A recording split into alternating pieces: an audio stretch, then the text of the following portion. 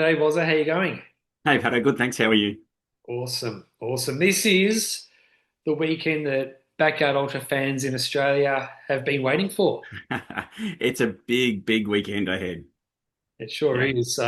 It's almost as big as it gets. We've got Sydney's Backyard Ultra in Sydney and the first silver ticket race of the current qualifying period to get into the Australian team at GV. that's right. Yeah, so big, big, big weekend on the East Coast. We got Sydney and Melbourne both turning it up. Yeah. So before we talk about those races, I reckon we should talk about the results of Lap the Valley from last weekend. And it was a really good race. Really, really good pictures came out of that race. Yeah, it was really good. Yeah, 100%. I really enjoyed the build up to this one and watching it as well throughout the event. I think it was amazing just how well it went, how everything just was phenomenal for what is basically their first official event. Obviously last year was capped at 12 yards and this year was open ended, so it could have gone as far as it could have gone. So yeah, it was exciting to see the build up and the process as well. Yeah. Helen Rolfe was the last one standing with 37 yards. That's right. And last week our predictions, mine were a bit off, but you predicted 32 to 36 yards. So pretty good. Bang on the top end of your results, when she's just coming on 37. Yeah. So I don't know Helen, but looking at her results, she's really improved a lot recently. It looks like she's probably really committed to the format and she's obviously reaping the rewards.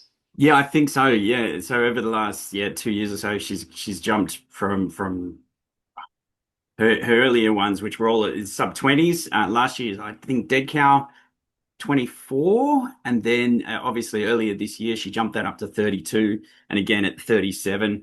She and a few other runners from the Lap the Valley pool base seem to run really well together as well. Amanda Pizzi, who ended up in the top three for this event as well. She and Helen both went to Dead Cow and both smashed their PBs over there. So they're both growing really well, and I think part of the community here is just pushing everyone to grow. Yeah. So the course looked awesome and there were lots of PBs.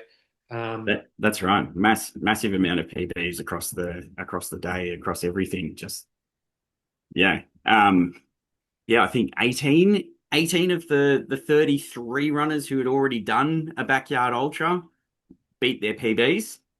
And then obviously there are a lot of first timers who have now set their PBs, but yeah, to get over half beating their PBs is phenomenal. yeah, it's awesome. Um, shall we have a look at Sydney's first? Sydney's Backyard Ultra.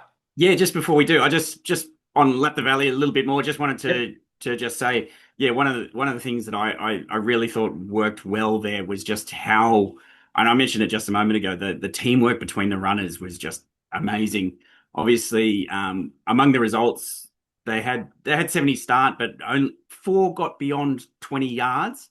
And those final four just stuck together and worked really well together. It wasn't for another 10 yards before we saw another person drop. Mm. And then two after that, and then obviously four more after that before Aaron Edwards pulled up on. He turned back on lap 37, Yep. leaving Helen to finish it herself.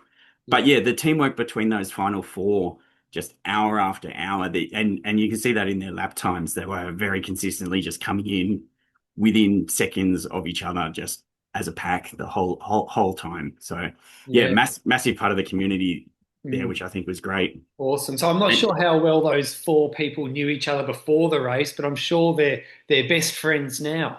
yeah, I think so. I think so. And worth noting as well, of the 10 runners who did more than 15 yards, seven of those were female. Right. And including in our top four there, two females, two males. And yeah, as we said last week, this looks like it's going to be a battle for the women. They came out in force and they were a force to be reckoned with over the weekend. And Helen's 37 yards. That also Yep. also places her in a top 10 Australian female. That's right, 100%. She's now in the top 10 all-time performances for Australian women, which is, yeah, phenomenal. amazing results. Awesome. Yeah. Yeah. I really like how you track that on the website because I think it definitely gives people awareness of what they need to do to hit those kind of marks. Yep. Yep. And And I know that that was being checked up against coming towards the end of the event just to see how close we were and how much further we had to go to get Helen over that mark. So yeah, yeah, I think they did well. I don't know for sure if that was the end goal was just to get her there yeah, and whether Aaron was doing what he could to push her to get there, but it seems like part of the teamwork was to really just sort of get that result to happen. yeah. And speaking of which, Aaron taking away the assist, he also walked away with the $500 cash prize. Yeah, I So saw that. Yeah, phenomenal result. he So had we a good mentioned last, weekend. sorry? He had a good weekend. Yeah, all right, I reckon Yeah. so. So we mentioned last week that it was for the last one standing, just clarifying that anyone who was in the event actually had a chance of winning that money. It was for every lap you did, you got an entry into the event into the pool for the first 11 yards, and then they drew a winner on that 12th yard. So he finished his 12th lap, came in, and the novelty check was already waiting for him. So yeah, pretty amazing. And he still kept going for another 24 hours after that. I think he was probably over the moon at that point. Yeah, yeah, awesome.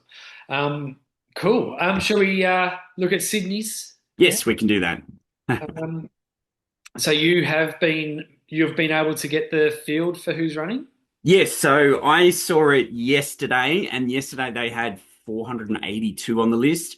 Yeah. I've seen it again this morning online because they've now published bib numbers and everything else, and it's over 500 runners. I Oh, haven't looked at who the new 18 odd runners are yet. Unless someone's come in last minute with a massive PB, my stats might be slightly skewed. all right. So you've been at Sydney's before, so you know what it's Yep. like. Is it with that many runners there? Like, is it crowded or is there enough space or what? It's an interesting event. It starts really well around the showground and then hits a road section for it. So you're kind of about 1.6 kilometers into your lap before you hit the first section of trail. At that point, it builds up a little bit, not too bad. I guess it depends on where you are in the pack. Obviously, those further back might experience more of a bottleneck, but um, I tend to run the first 1.6 Ks anyway, so I kind of hit that point fairly early and then don't experience the bottleneck. But anyone walking from the start point might experience that a bit more. I'll be spectating this one all going well this weekend, so I'll have a better answer for that. Okay, cool. But yeah, overall, I didn't find congestion on course too bad. There's a couple of big wide sections that just make it flow really well, and yeah, the sheer numbers not too big an issue. Mm, The thing that struck me as the most interesting was more just starting a lap. Trying to get out of the corral yeah. is interesting because there's just, you're squeezing nearly 500 people into a corral. By the time you actually start your lap, on some of my laps, I was actually a minute over before I was able to start the lap. So Yeah. anyone who's really sort of strictly timing themselves for a, a slow lap needs to be aware that if they're starting at the back of the corral, they could be adding 1 to 2 minutes Mm. to their lap time before the lap starts. And so anyone targeting 58, 59 minutes needs to take that into account. All right. Yeah, that's Yeah. good. That's good insider knowledge. That's Very, very surprising aspect of it that you just don't think about. You go, right, cool. I can do a 59 minute, but a 59 minute plus a minute and a half in a corral is not going to get you over the line. yeah, yeah, for sure. So how many first timers?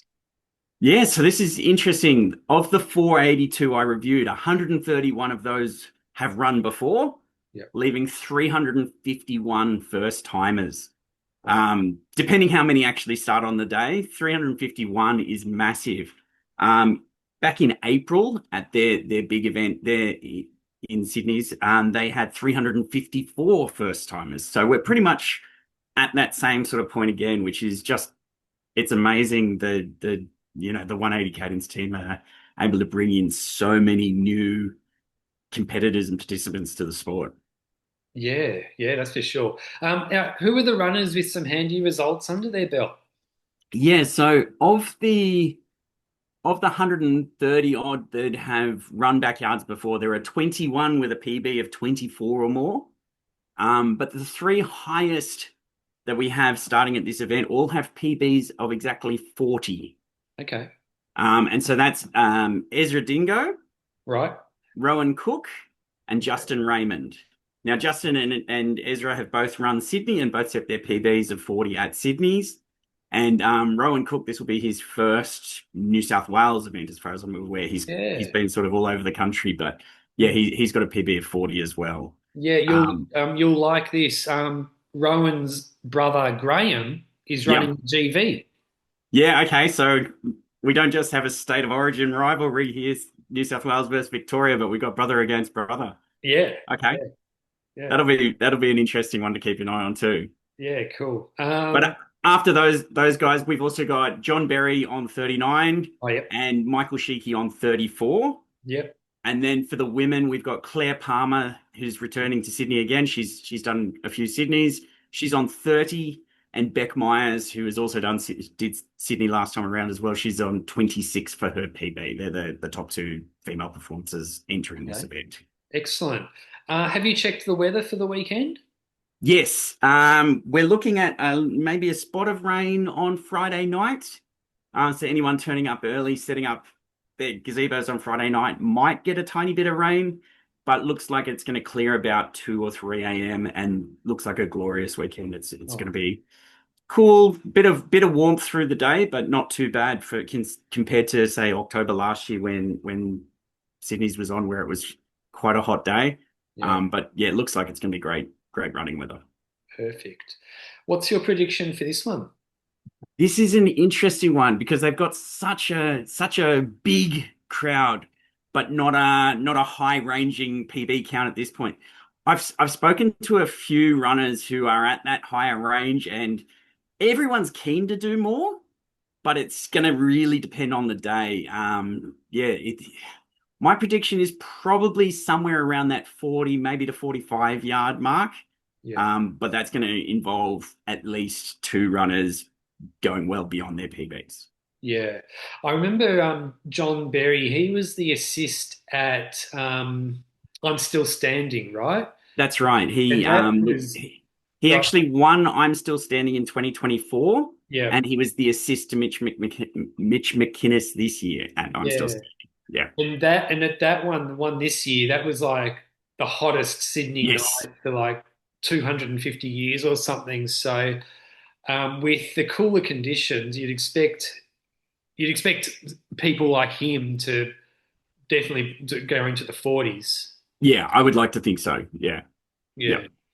Yeah. Yeah, and some of those other runners you've mentioned, like I know Rowan, for example, he's a really good runner too. So hopefully he runs a big race as well. Yeah. Yeah.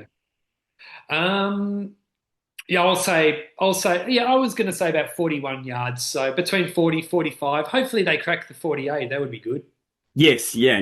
Getting through to that second night, Yeah. through that second night will be great. Hopefully, yeah, if they can get through into the darkness, obviously that's going to bring with it cooler temperatures and hopefully get them to where they need to be. I think making it through the second night has really become a focus point for runners now. They understand like how important it is to get through that second night to get a high total, and once they get there, they'll be switched on and doing all they can to make it through that second Yep. night. Yeah. GV time. Yeah, sure. So Sydney starts at 8 Ah, a.m. Australian Eastern Standard Time on Saturday, so probably worth mentioning that. Whereas GV, I think, starts at midday. yeah, midday. Yeah. Now, Sydney's also has live timing, and they had a live stream last year. I'm not sure if they will again. Yes, I believe they've got a live stream that will go up on their website and YouTube during the event. But they do have live timing that's already been published up on their website, so the link is there. You'll be able to go to sydneysbackyardultra.com.au, I think, and then you'll be able to track the live tracking from there. Sorry, it's sydneysbackyardultra.au, no dot Okay. com. Yeah. All right. No worries. Yeah, okay. Well, GV time. This is Yes, what I've been waiting. I've been excited to talk about this for about 6 months. yes, yes. Um, I'm keen to hear what your thoughts are. yeah, well, I mean, to me, it's Dead Cow Gully kind of excitement levels, and I think for fans of the format, like they're almost that excited as well. Like, Yeah. how are you feeling as on your excitement level? I'm very excited. Yes, I'll be attending Sydney and being there to be in the atmosphere of Sydney this weekend. But a lot of my attention will be on GV and just what's going to happen there. It's the most stacked field we've had for an event since and even prior to Dead Cow. Yeah. I think it's going to be a massive event. Um, it is a silver ticket race, and I mean, this is the kind of field that all silver ticket races should attract, really, don't you think? I think so. Yeah, yeah. Um, and I mean, it's attracted some of the best backyard ultra country runners in the country.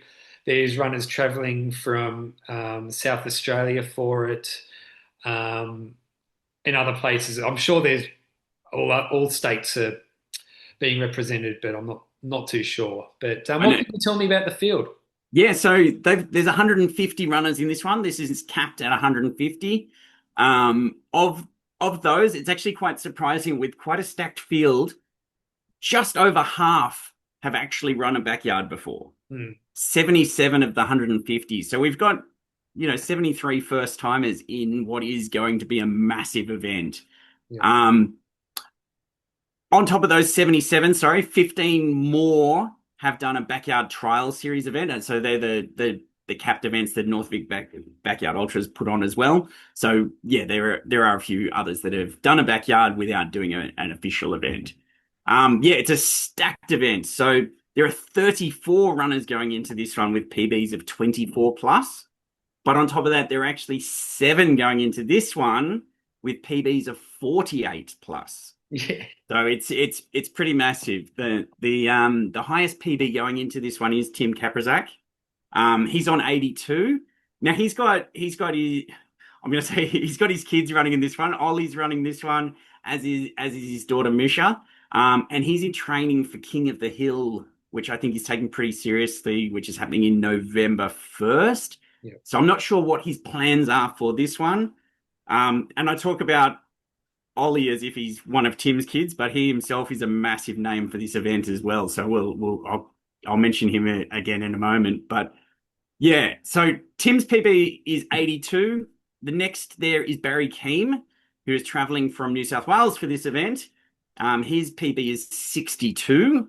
So big gap there, but Barry Keem's just been phenomenal recently too, and I think he's got potential to take this one out. Mm. We've got Joel Sexton, 58, Matt Doob, 57, Ross McLean, 55, The Crow on 52, Scott Cameron, 49, Luke Slater, a Shepparton local, on 41, and there's an unknown at 38 yards. I think he goes by the name of Patto. And then just behind him, we've got Jason Rantle and Dan Farmer on 36. Yeah, And then Ollie Kaprazak and Chris Dunn on 34. So yeah. they're just the names with 34 or above. So there's a massive field there. And then right behind them, we've got the females for the event. We've got 3 with a PB of 30 yards. That's Yuko Sato, who I've been excited to watch how she goes. Rose Fuller's there and Nancy Williams as well, all on 30.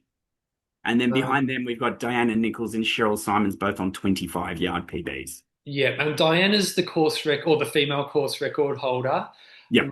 Rose, unfortunately, has had to pull out. She's injured. Oh, okay. Well, there you go. So Yeah. I wasn't aware of that. Yeah, it was only a recent thing. Yep. So, yeah. Which runners or storylines are you frothing over the most?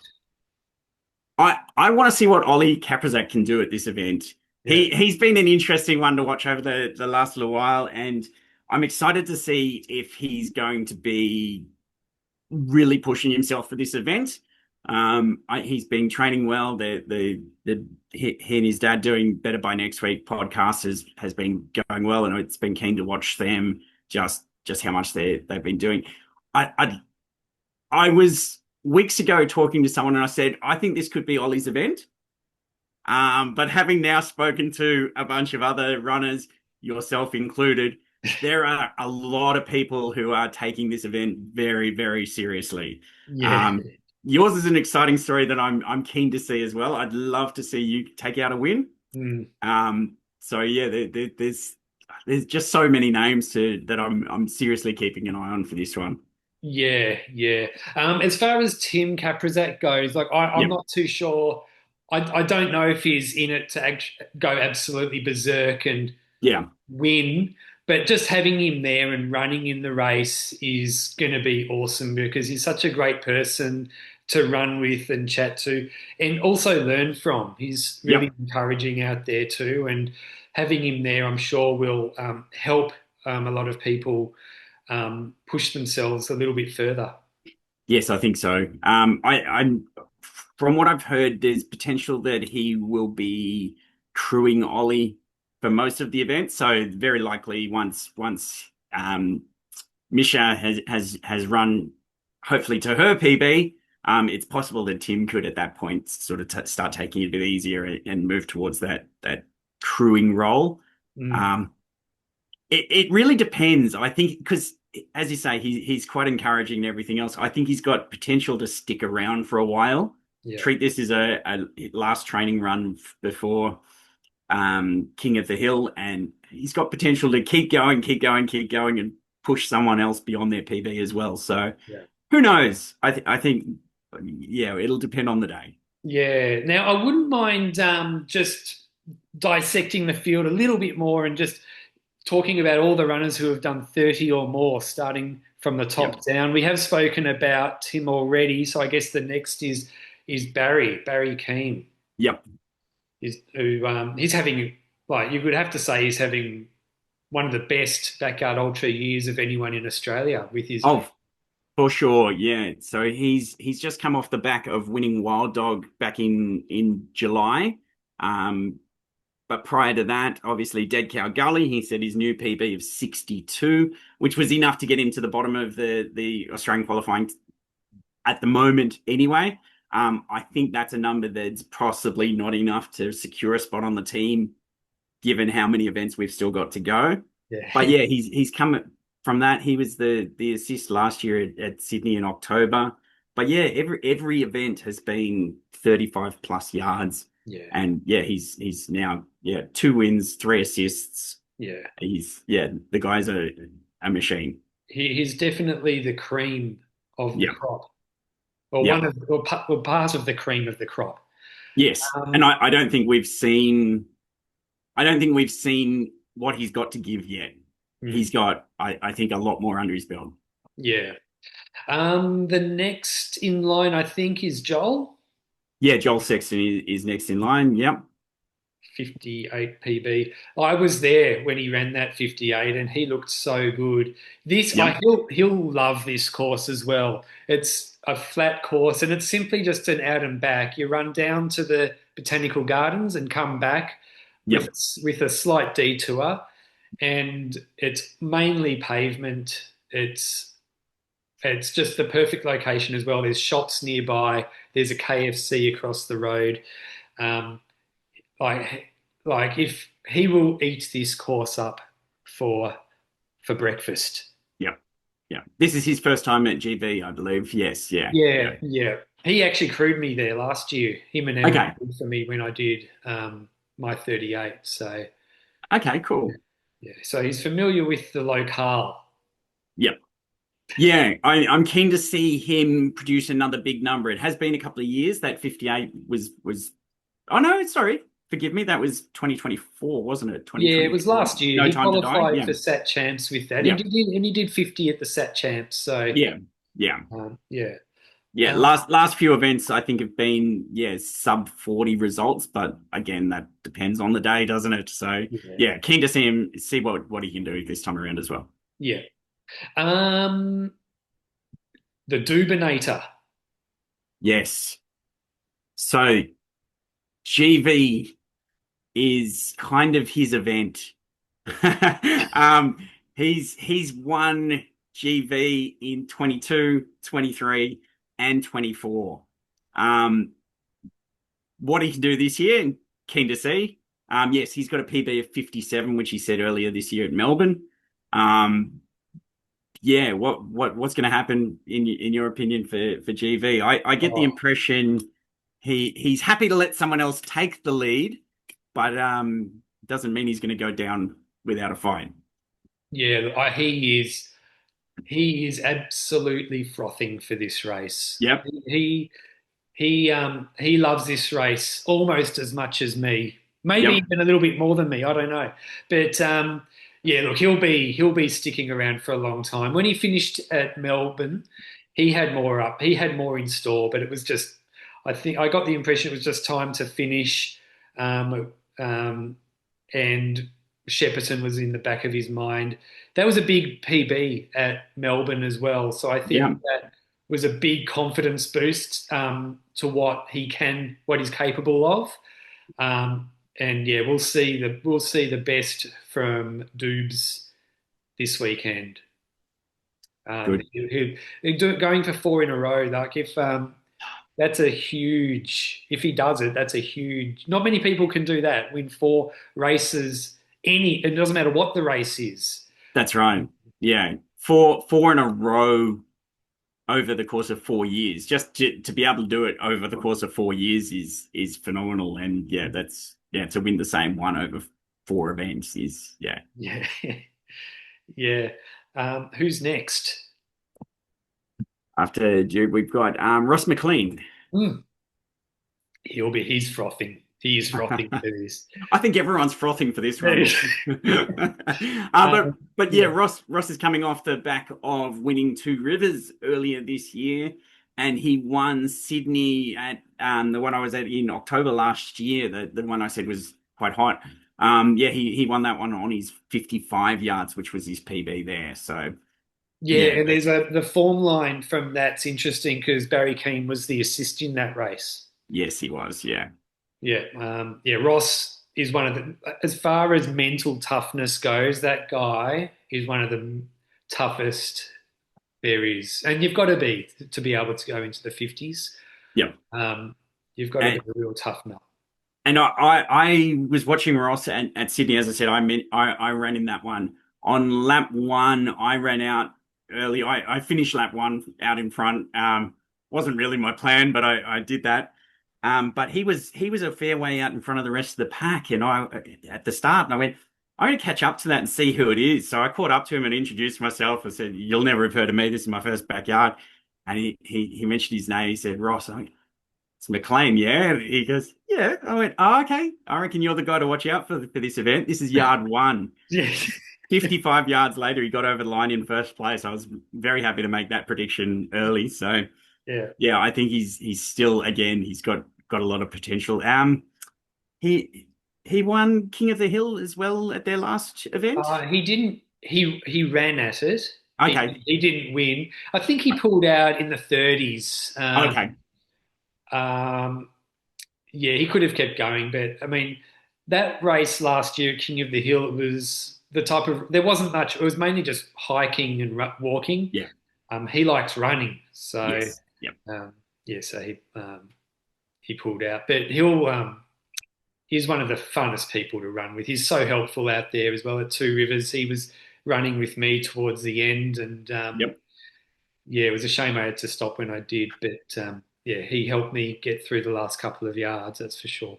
Yeah, great. Yeah, well, excited again. Again, frothing. Yeah, Excited to see what he can do. yeah. Is the Crow next? Yes. Yes, the Crow is up next with a PB of 52. Yeah, which he did at Dead Cow Gully. Yes, yes. So yeah, he's another one that's been just growing, growing, growing, growing. Obviously, Dead Cow 52, but prior to that, Melbourne was another massive PB for him at 48. So, you know, it's what more can he do? The guy in the past year alone has grown his almost doubled his PBs from the 30 range to where he is now at 50. So Yeah. yeah, I'm sure he's frothing for this one. Oh yeah, he is fired up. Like like he wants to make that Australian team, like a Yeah. lot of these runners do. Been he's been frothing for this race for a long, long time. And you may I don't know if you picked up on the live stream or not at Dead Cow Gully. His I don't know what you would call it. His war cry when he finishes each yard.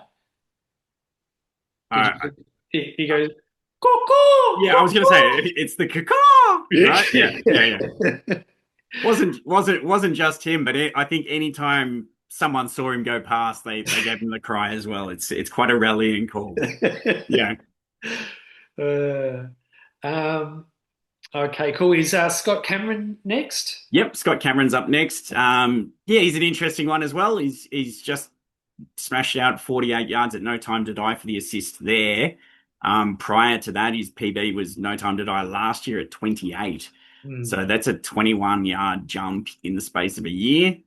Again, yeah, keen to see where he can go from there. Yeah, I wasn't surprised to see that No Time to Die performance because Yep, he ran a really big race at a 24-hour timed ultra. He did over yep, 200 Ks, and he has some big weeks, training weeks as well. And yep. he's in Bali this week too, so he'll be nice and Okay. relaxed at Bit GV. of, bit of last minute heat training. Yeah, yeah. I'm looking forward to running with him. He's a good bloke too. Yeah, good. Um, who's next? Luke Slater. Oh yeah, he's from the Sam Harvey camp. Oh, okay. Yeah, Yep. and Another runner who smashed out a PB at Dead Cow this year. yeah, yeah, and he's a local from Shepparton as well, as you mentioned. Yep. He loves the format. He'll be pushing. He'll be wanting to get into the 50s. I've got no doubt about that. Oh, for sure. Yeah, He ran GV last year as well, had a course PB of 28.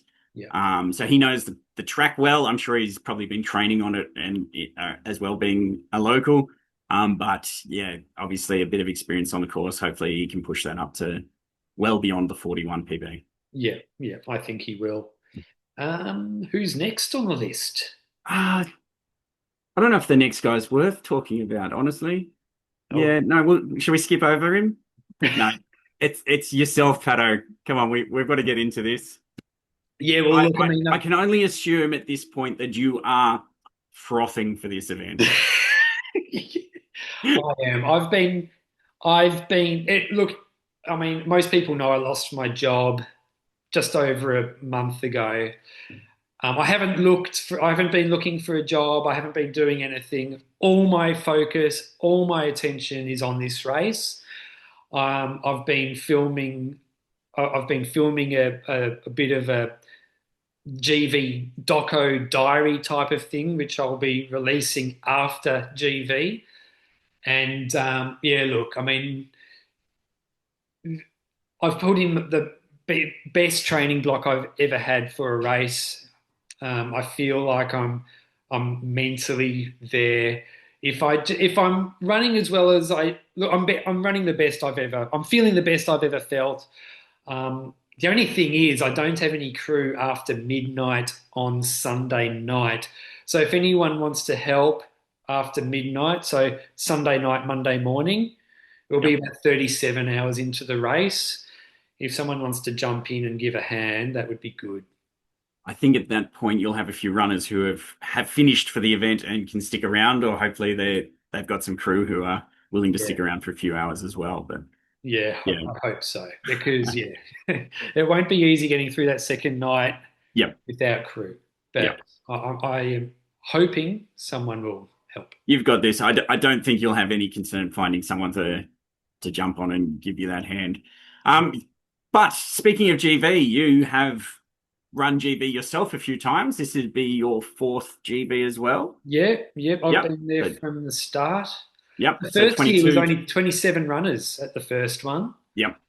Um, yeah, Doobs was there. The assist from that first year is there. Phil Ryan, he's back again this Yes. year for his fourth time as well. Yep. And yeah, it's a really good race. I've watched it grow from the very beginning. Yeah, and Robbie, the race director, he does such a good job. He just wants to put on the best race he possibly can. So it's a beautiful course. It's just like I mentioned, an out and back. It's mainly flat on a nice asphalty kind of paved surface Yep. with a bit of gravel here and there. But Yep. And you were the assist in 2023 and 2024. yep, yep, yep. So Dude's kicked my ass both times. I don't know. He only did one more lap than you. Yeah. Look, I think this could be your year. Oh, I'm excited to see what happens at this event, but I've been keeping an eye on you and your training. As you said, you've spent a fair bit of time working on this event. mm, I think you've got potential to really push this one a long way. yeah. Thanks. So, yeah. Look, I'm determined. I'm one determined dude. So yeah, we'll just have to look. I'm feeling healthy. The last couple of races I did, like Wild Dog, I had the Yeah, worst. I had the worst cough. I wasn't that well. After Dead Cow Gully, my heart rate like didn't go below 70 beats per minute, even at night when I was asleep for about 2 weeks. So it, I wasn't well. And the race before that at Two Rivers, I also was unwell. So I'm feeling healthy. I'm feeling good. The body's feeling good. So yeah. there's going to be no excuses at this one. Yeah, and Two Rivers still managed 33 yards, which is it's pretty Yeah, good. Only like a handful of yards, not even. It's 3 yards behind Ross McLean in front, and 36, I think he was. yeah. Yeah. And it was my knee that stopped me that race. Yep. I could have kept going. It was tough. It was really tough. But if it wasn't for my knee, I would have been able to keep going. Yeah, it was the knee that stopped me. But yeah, I want to run. I want to run a big race because I haven't. My last PB, well, my PB of 38 was done 12 months ago. So Yeah. that's too long to wait. That's too long to wait. Yeah. You've been building up for this one. It's yeah, you'll get there. Yeah, yeah, yeah. Who's next? I think it's Farms. I Mm. think is it? Yeah, Farms and Jason Rantal both Oh, on 36. yeah. Jason's an interesting one. He's only run one backyard ultra, 36, and an assist at Wild Dog this year, which is yeah, a pretty massive Hmm. first event. Um, Hard to know based on that alone how he'll go. I know he's been putting in heaps of training, doing some ridiculous treadmill runs on top of everything else. So yeah, how he He's goes. he is a machine. I Yeah, love runners like this. Like he's like 52. He got into running late at life. He's yeah, one of those guys who's like turned his life around, like from being like a unhealthy guy who smoked and yeah. drinks, and now he's like the healthiest he could possibly be, and he's running 150 miles at his first backyard ultra on a tough course.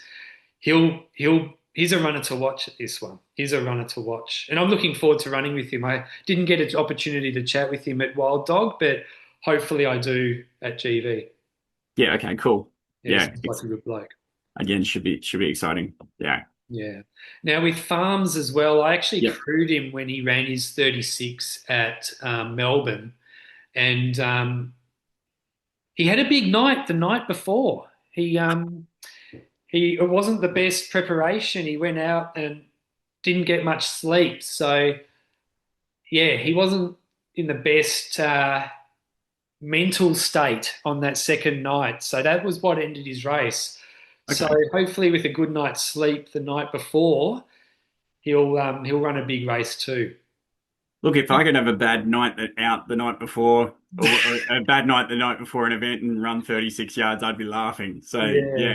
if he can get a Um, good sleep and run an event, then I yeah. think yeah, Farms and the Crow are also, they live in the same neighborhood, so they do a lot of their training together as well. yeah. Hmm. Okay. Who's next? After those guys on 34, we've got Ollie Kaprazak and Chris Dunn. Oh, Dunny.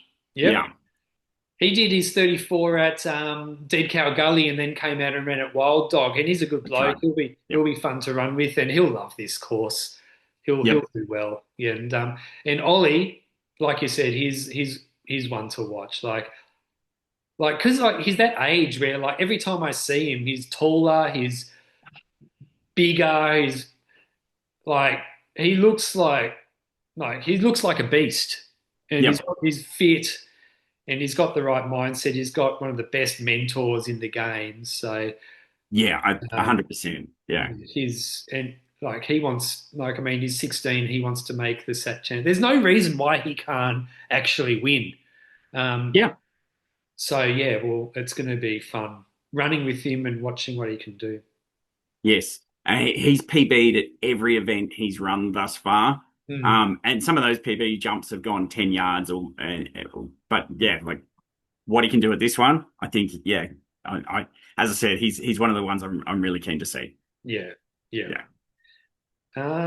Who else have we got in the 30s? 30s, we've then got Paul Pratt Ah, at, on 32. yep, Big Paul Pratt.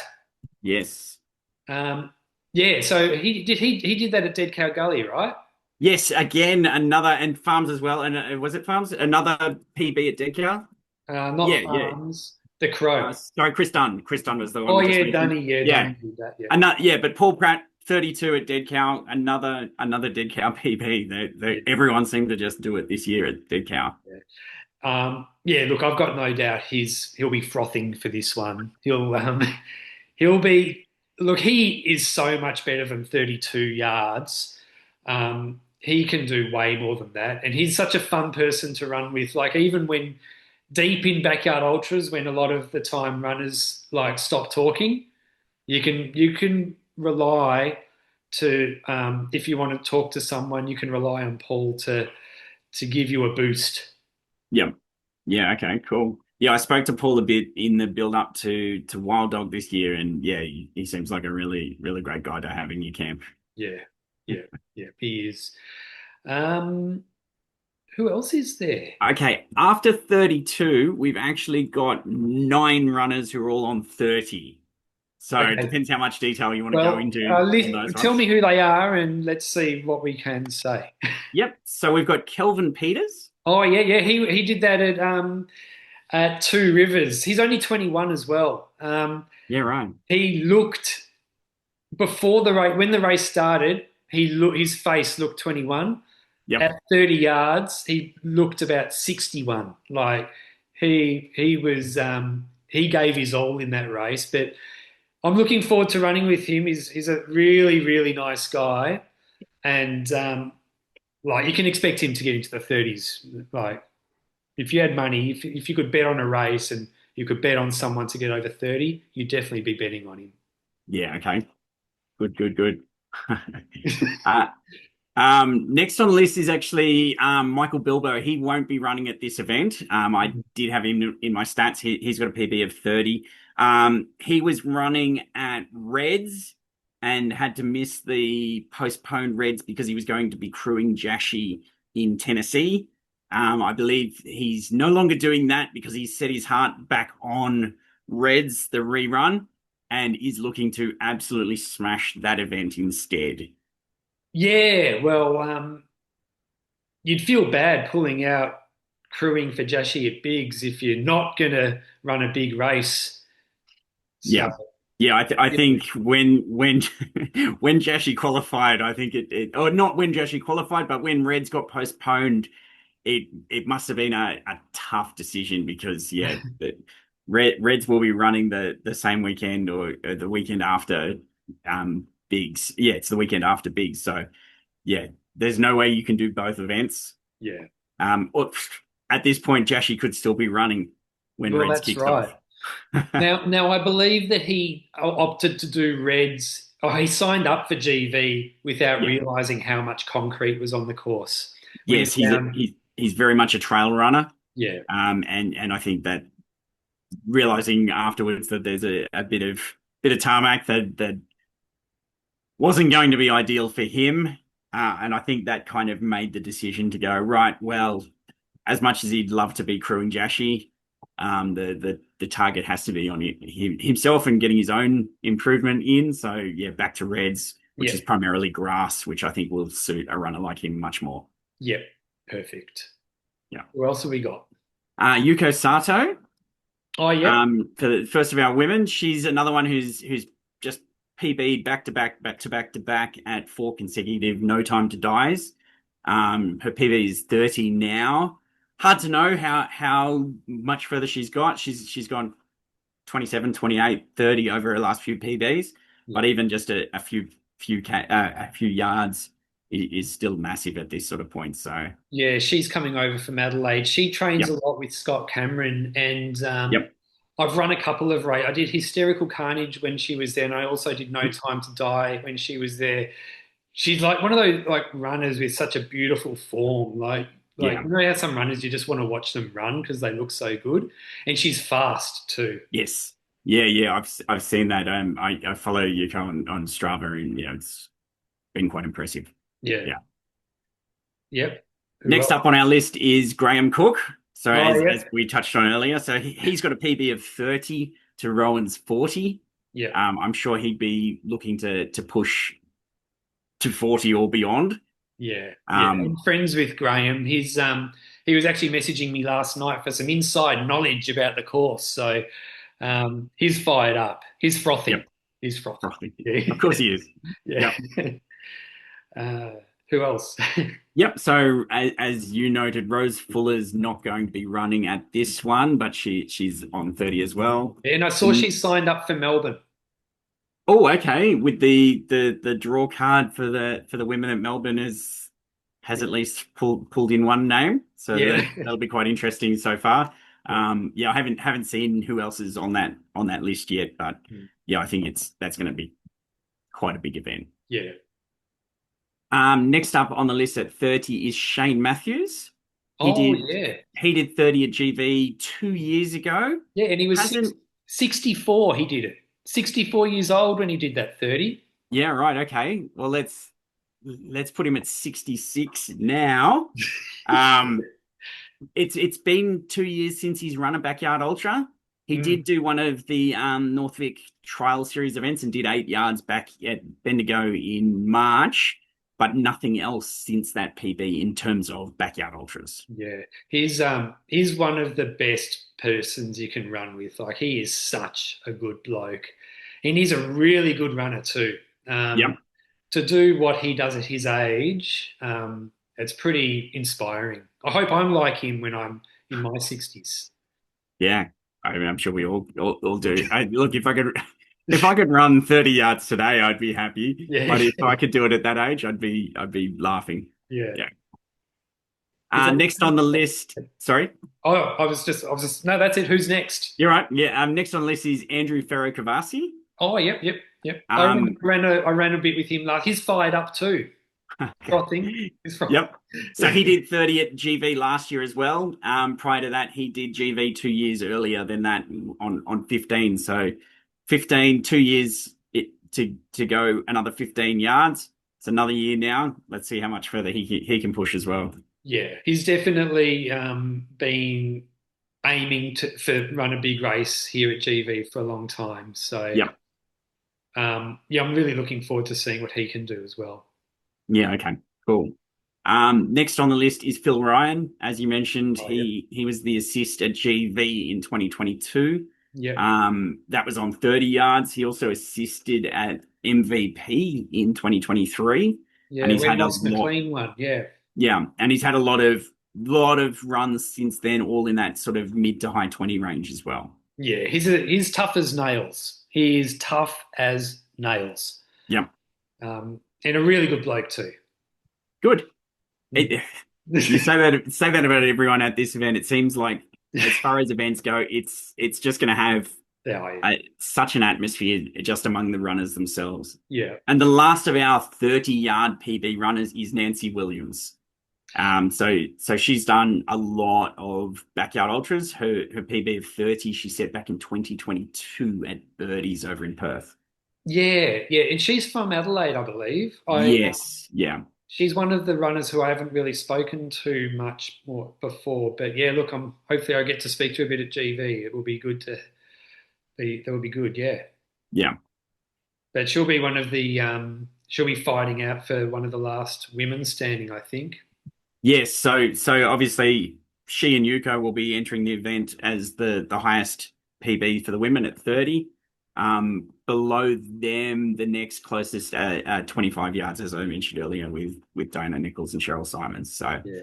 And Cheryl Simons, she's so tough. That run at MVP earlier this year when Tim Kaprizak won, I think she did yeah, 25 yards.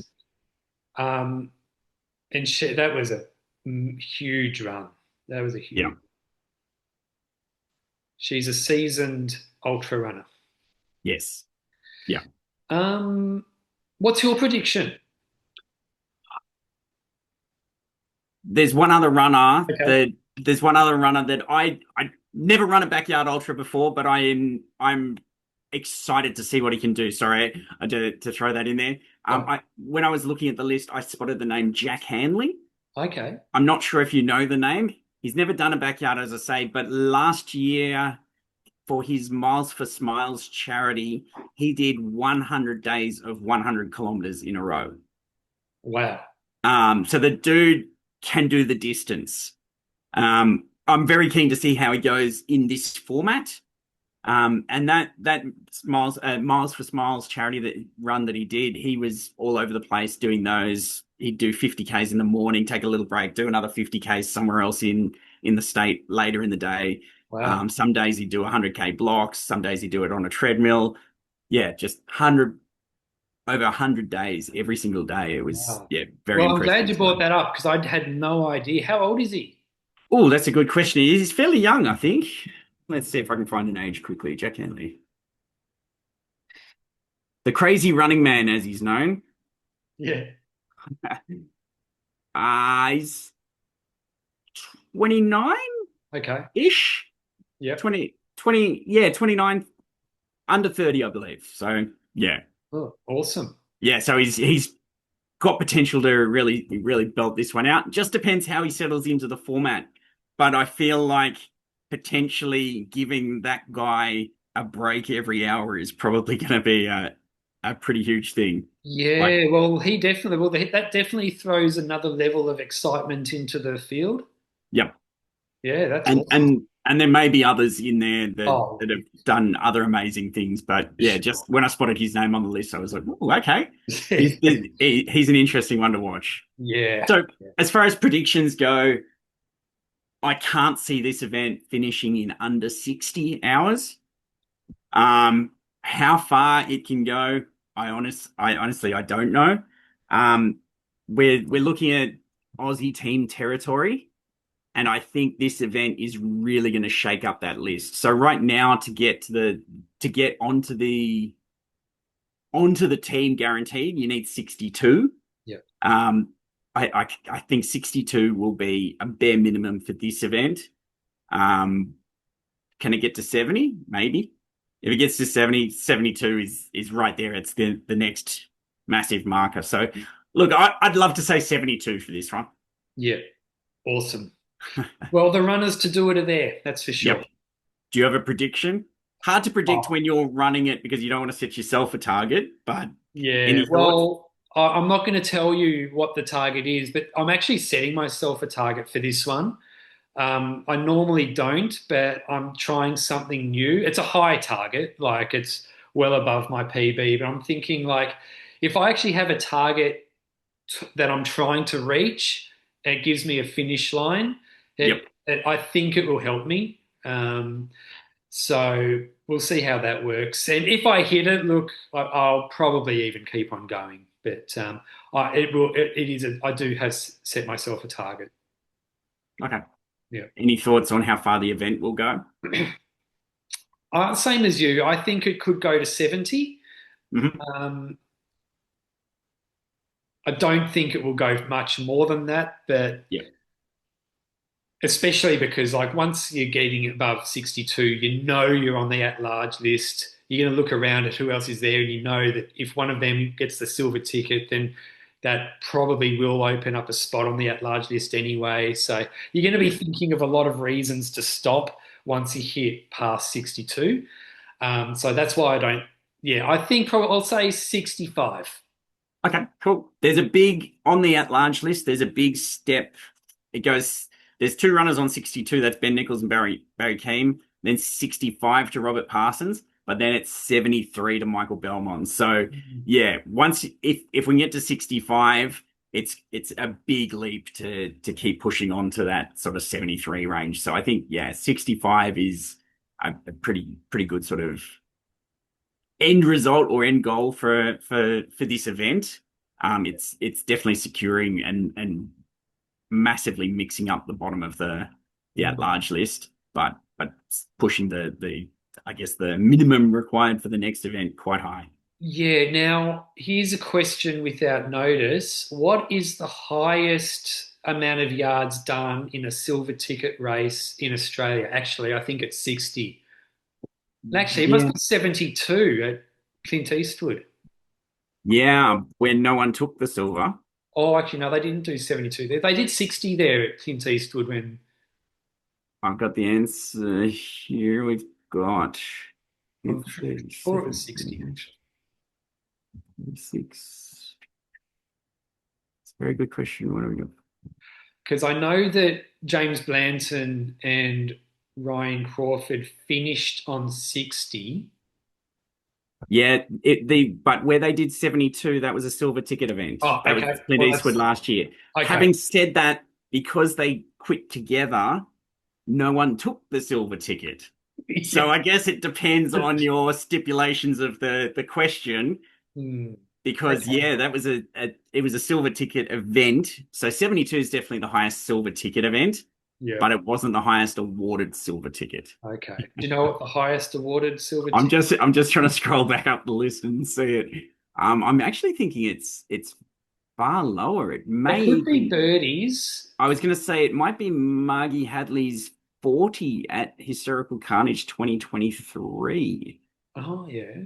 I was going to say maybe it's Phil Gore's, was it 53 or 54 at birdies in 22?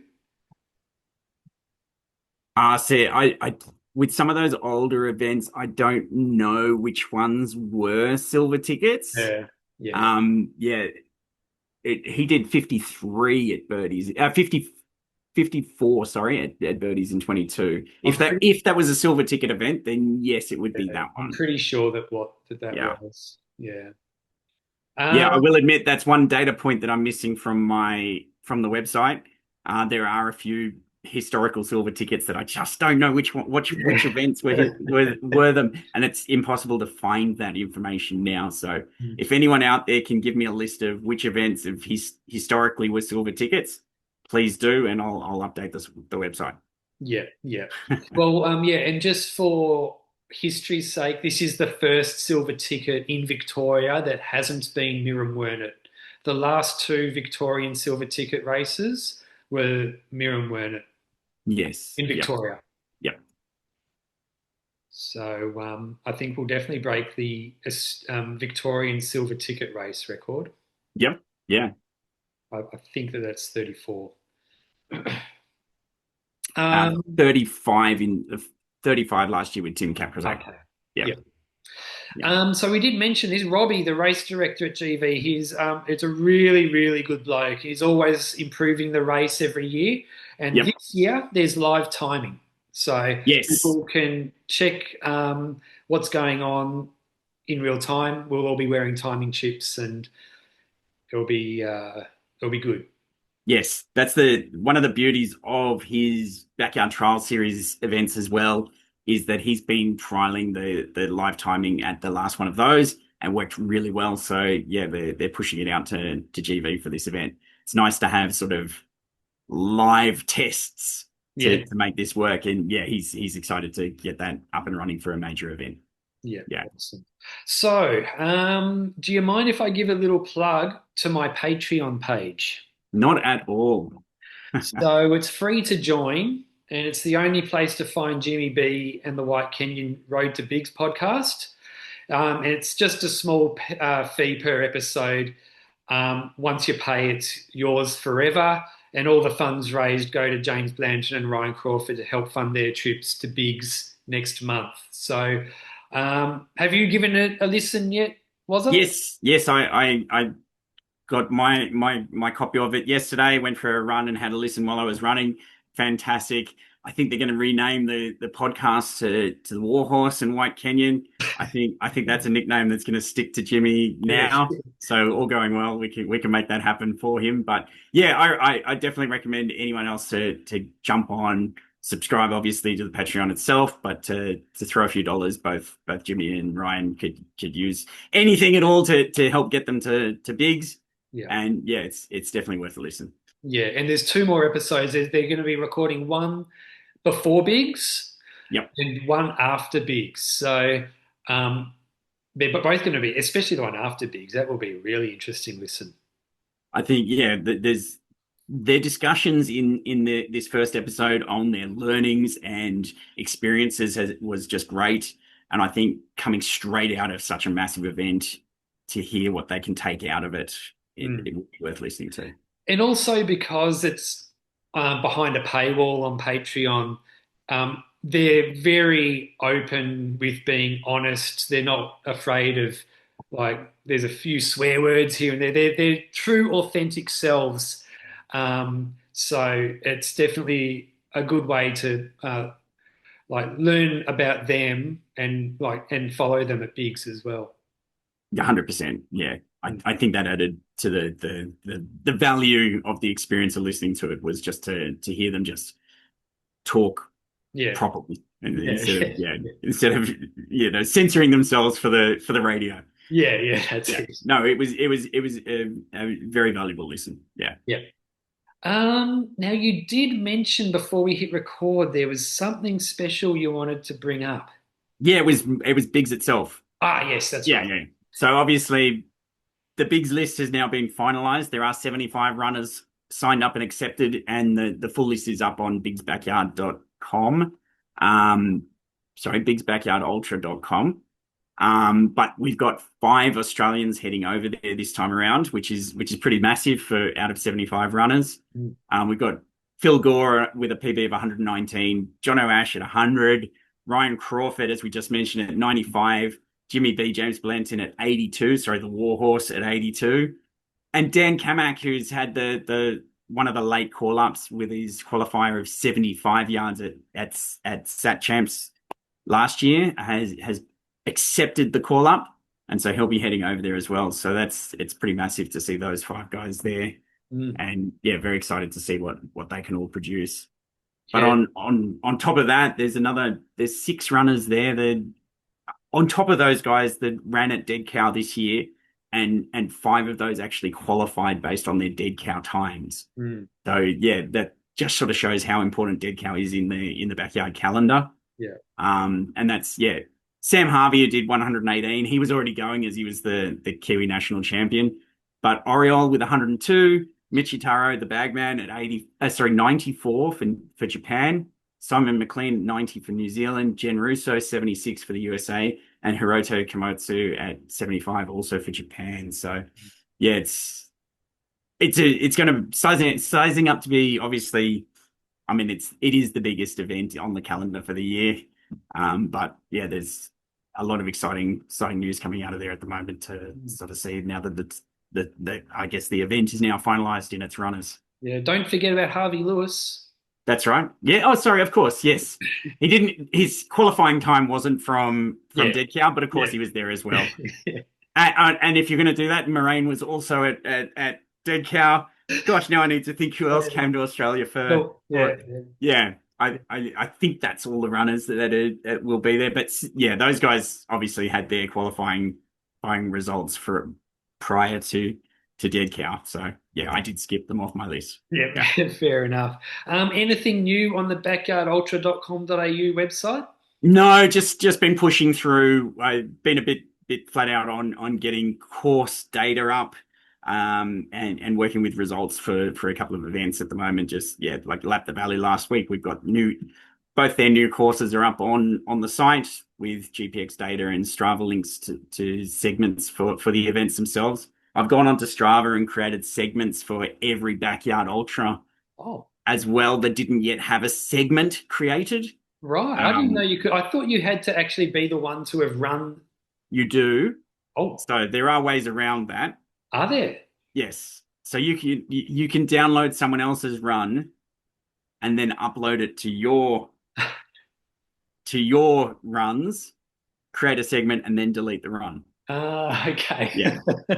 It's the sneaky way to do it, but that's what I've done for quite a few of the backyard ultras that don't have segments created yet. So Yeah, no, that's awesome. yeah. That's great. All right. Well, great chat. I'm frothing for the weekend. I'm looking forward to catching up. Will it be not next weekend, but the next? Yeah, so from this point, 2 weeks from this weekend is the next event, and that's Garden City Backyard Ultra in Toowoomba on the October long weekend. That one's still got tickets available. There's a link up on backyardultra.com.au. But yeah, that'll be I guess, our next episode. Beautiful. And we'll be able to go through all the results from Sydney's and GV as well. That's right. Tell you what we'll do. We'll do a special in between episode if you can come away with the win. Yeah, well, okay. Well, that sounds good to me. We might not have time though, because the race might still be going. You know what That's I true. mean? That's true. That's very true. We'll see. But yeah, look, great chatting, man. I'm looking forward to next episode already. All right. Always a pleasure and looking forward to it. Good luck this weekend. Oh, thanks, mate.